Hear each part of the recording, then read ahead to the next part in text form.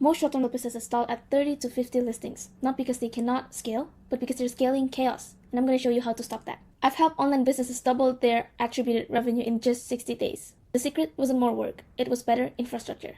But when I look at short-term rental operators managing 30, 70 listings, they are all drowning. Not because of demand, but because their back-end operations couldn't absorb growth. So I started building what I call the growth infrastructure system, a 4-phase strategy to scale up to 200 plus listings without breaking your team, your trust, and also your sanity. And in this video, I'll be walking you through the first phase of the system, which is the Scale Readiness System, and give you the exact tools I use to diagnose and fix what breaks within your business. On top of that, if you want the full audit checklist and framework map I used in this video, I made it all available in the free Scale Readiness pack below. It includes a diagnostic to predict your scale bottlenecks, a foolproof brand positioning framework, and a 3-layer backend control checklist. All totally free, it will help you see exactly where your growth could break and what to do about it. Now before I dive into the systems, let's actually break down the real reason why short-term rental businesses plateau. And it's not because they're not working hard enough. It's because the growth exposes everything that is fragile within their business. Every messy system, every decision that is depending on you, every unclear SOPs, all of it gets magnified. And that's why most short-term rental businesses don't scale, but they stall.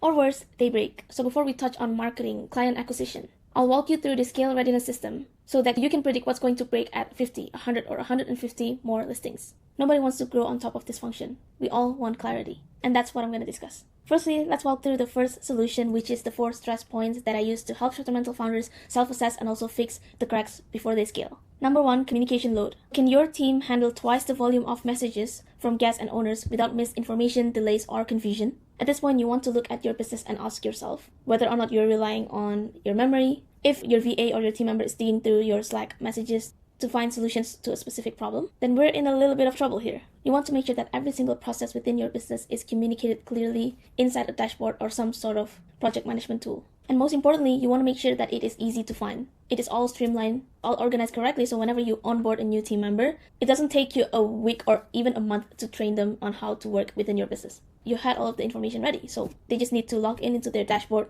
find all of the information there, and you're good to go. You don't need to micromanage them every single step of the way. Firstly, you want to list out all of the common issues and responses into one singular dashboard or whichever tool that you are using. Organize it with clear searchability, and how you can do this is by building an AI system to pull this answer instantly. So if you're using Notion, you'll know that Notion has an AI, and so you want to train your team member on how to use that Notion AI so that they can search on answers inside the Notion before ever asking anybody else for the answers that they're looking for. If you don't use Notion, you can use ChatGPT Team. How this works is you fill in all of the information about your specific processes, the SOPs, the FAQs, feed it into ChatGPT, and have your team, again, train on how to use ChatGPT and the right prompts to use so that they can ask questions in this AI assistant without having to ask you every single little thing. Problem number 2 is the decision bottlenecks. You want to ask yourself how many decisions still needs to go through you, and what if you disappear for 3 days? Can your team handle everything without having to check in on you? If your team cannot move without pinging you for a day,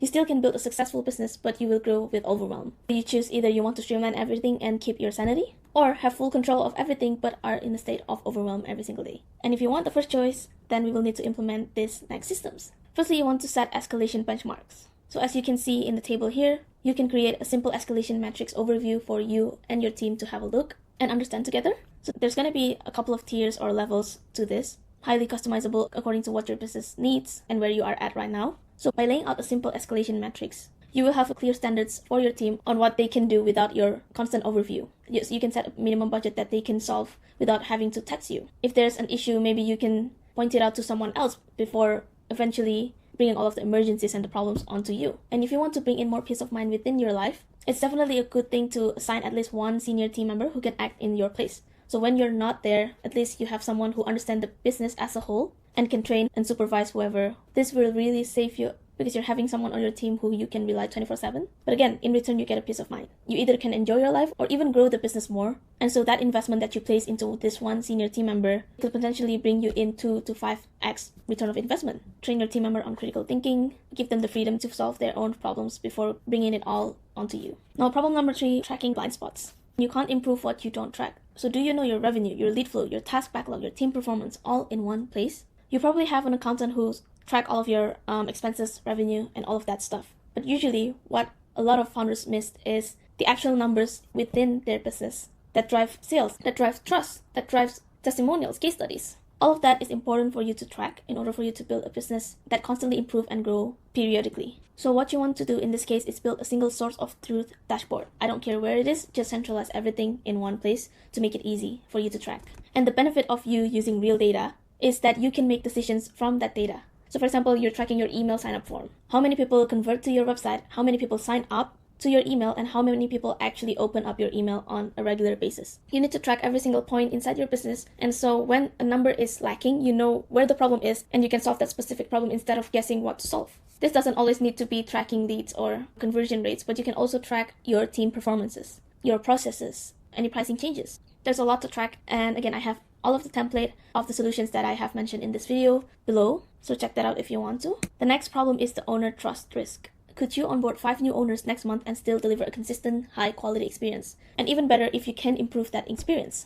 Make it more seamless. Embed touch points in their experience so that they stay with you longer. Or would you ghost them, forget to send updates, and scramble to explain what's next? Now, to make sure that you own your client's trust, you'll need to build a simple, repeatable onboarding and reporting process. So not only does it have to be simple and clear enough for your clients to know that you are putting effort into providing them a good service, but you also want to make it as simple as possible for your team members to recreate over and over again so that you stay consistent. The goal here is so that your clients doesn't have to search for you and have this anxious thought about if their property is taken good care of, whether or not you're actually bringing in profit for their properties. There's a couple of ways that you can make this as simple as possible. You can templatize or use a dashboard that you can reuse over and over again to send to the owners, or maybe have the owners to log in and see the dashboard whenever they like it. So the owners, your clients, felt seen. For us humans, the worst feeling is not knowing what's happening, not knowing what's going to happen in the future. So if you can minimize that, if you can show your clients that everything is taken care of, it will go along the way. Also implement automations whenever possible so your team isn't stuck doing all of the reporting and they can focus on actually delivering a good experience. Again, all of the frameworks and templates are available in the description below. Check that out if you want to. And now that you have seen the 4 bottlenecks that cause a small short-term rental business to break, let's zoom out for a second. Because even if you have fixed your backend operations, you have a good dashboard, you have good SOPs, escalation processes, you have a good reporting process, but your identity and your offer isn't clear, you'll keep running in circles because before you even scale operations, you need to scale trust. Trust is the most important thing in today's world. A lot of people have been burned before. There's AI that replaces human connection. So the thing that people want most is trust. And trust starts with clarity in your offer, your brand story, and your values. If you can't confidently say who you are, who you serve, why you are different from all of these other short-term rental managers, and why you deserve to serve the clients that you want to serve, then all of the SOPs and automations in the world won't save you. So what I do is I compile these 4 questions to help you identify whether or not your offer is locked in. Firstly, if you keep saying in your website, we manage properties instead of articulating the real value, there's a bit of a problem there. Secondly, if you consistently feel like you're competing with the bigger brands, but you cannot explain why you are better, you need to rethink that. You or your team are doing everything manually every single time you have leads or owners because you've never systemized your own onboarding pitch or messaging. This means that every single time there's a lead coming in, there's clients coming in, you or your team needs to configure from scratch how to talk to these owners, how to present them with a good experience, when to communicate with them, all of that gist. This actually consumes a lot of your time. So think about that. And then finally, you feel like you could be closing more deals, but for some reason your leads just stayed as leads.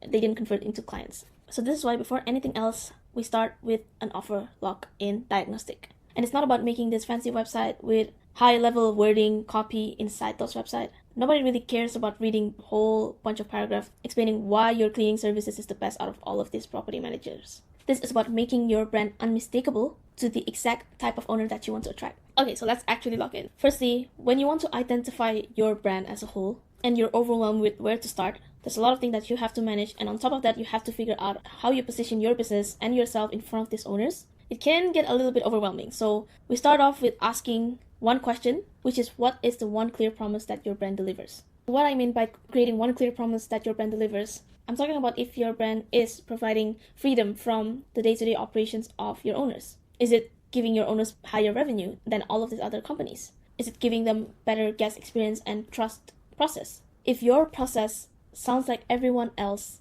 it won't stick. What I mean by everyone else, we provide top-notch cleaning service, we provide interior design audit, we use this fancy tool to do dynamic pricing for you every single day. All of those examples that I mentioned are features, and you think that features alone can separate you from all of these other short-term rental managers? It might work a few years ago, not now. because we're living in a trust recession now, as I've mentioned before. So how you can make this easier is firstly niche down whenever possible to make your service stand out even more, and also makes targeting the right leads easier. Niche down in terms of your target audience, who you want to target. This can vary either from the location, from the type of property owners, to maybe the property size, the occupation, the work of your clients. Whatever it is easier for you to stand out in a market that is less saturated than you positioning your business as a short-term rental manager and compete with all of these bigger brands that have more team members, more budgets, and more experience. Secondly, for this, you would always want to target emotional feelings in your messaging before features. But you do want to talk about the fact that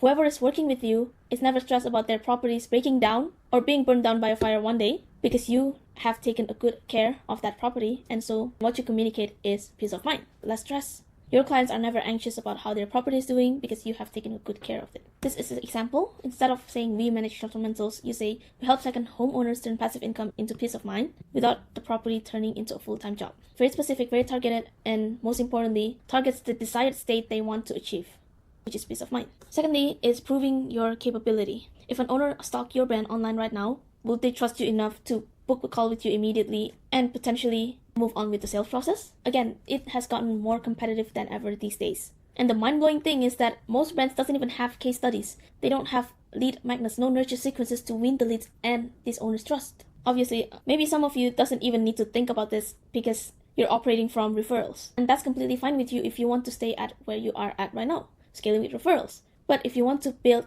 something that dominates the market, if you want to build something that have consistent growth, then you would want to build a system and an engine in which leads just flow in seamlessly. You're able to close them effortlessly. How you do this is simply by using storytelling to win those trust. Because in this competitive world, people just want to buy from other people. They want to buy from someone who they can trust. And if you are able to bring them into your story, into why you think you are the best fit to take care of their property, you provide instant value to them, then getting leads, everything's going to be easy. So instead of you just copying and pasting your Airbnb reviews, try to make your testimonial a little bit more interesting. So for example, you can say one of our clients had a property sitting idle for 2 months. Within 3 weeks, we had it generating $5,000 per month without even changing the furnishings. Try positioning yourself as another homeowner who had their property sitting idle for 2 months, and then in 3 weeks, it started generating passive income for you. Wouldn't that be a dream for you? And most importantly, obviously, you want to find out how they can help your property achieve the same result too. So again, you want to think, is your messaging consistent?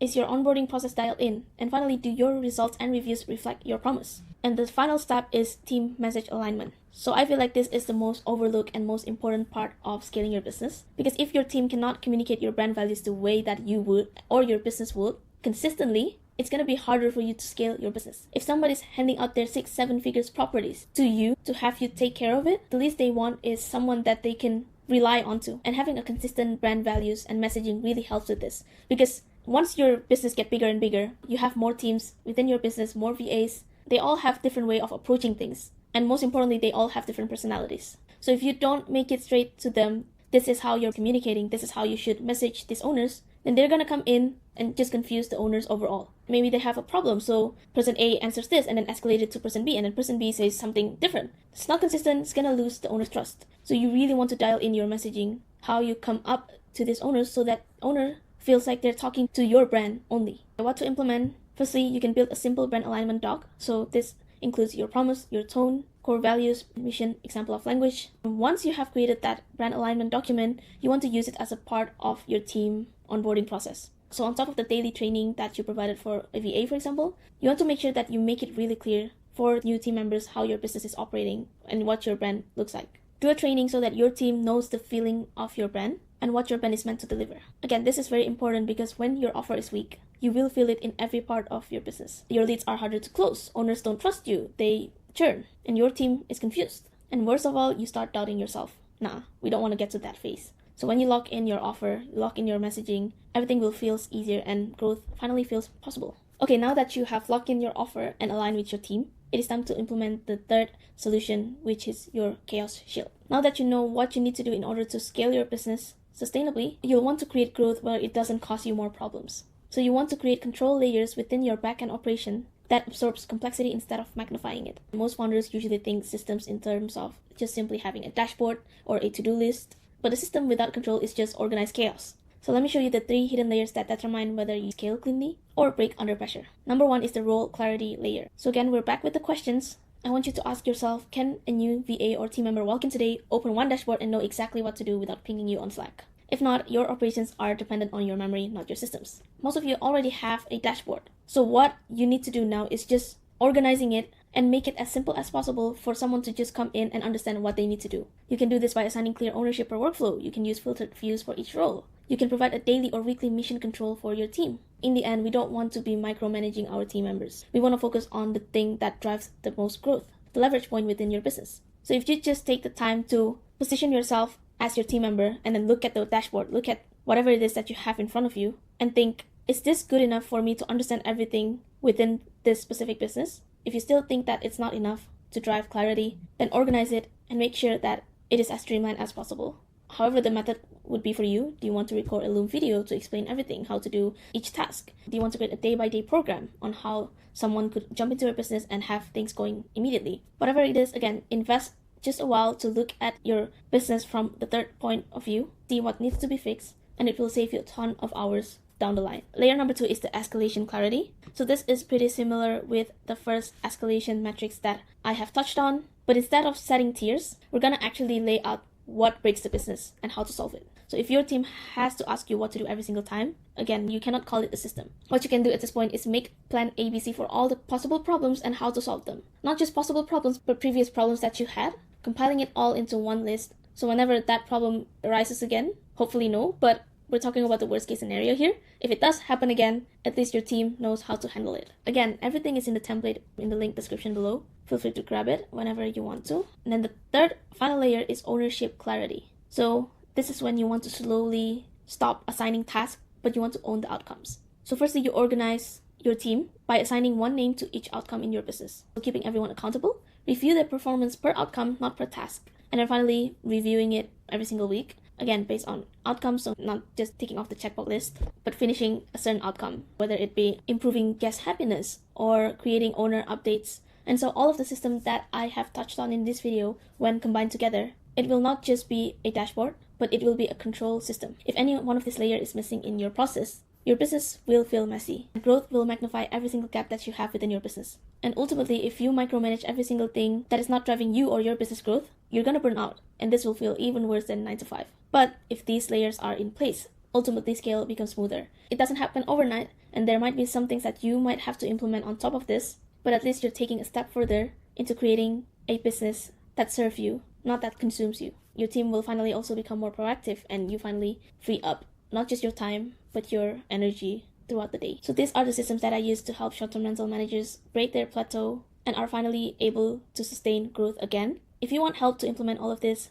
there's a link below where you can book a call with me and I can map out how we can help grow your short-term rental business, see if there's a fit. And now that you have finally seen what the Scale Readiness System look like, so self-diagnosing your bottlenecks, locking in your offer, and finally installing the Chaos Shield, you are officially ready for the next part of the system. So you can watch this next video where I will show you how to consistently attract owners and also convert them without relying on referrals or cold outreach. So yeah, feel free to check that video out. The templates to all of these frameworks that I mentioned in this video are below too. Thank you so much for watching. I'll see you soon.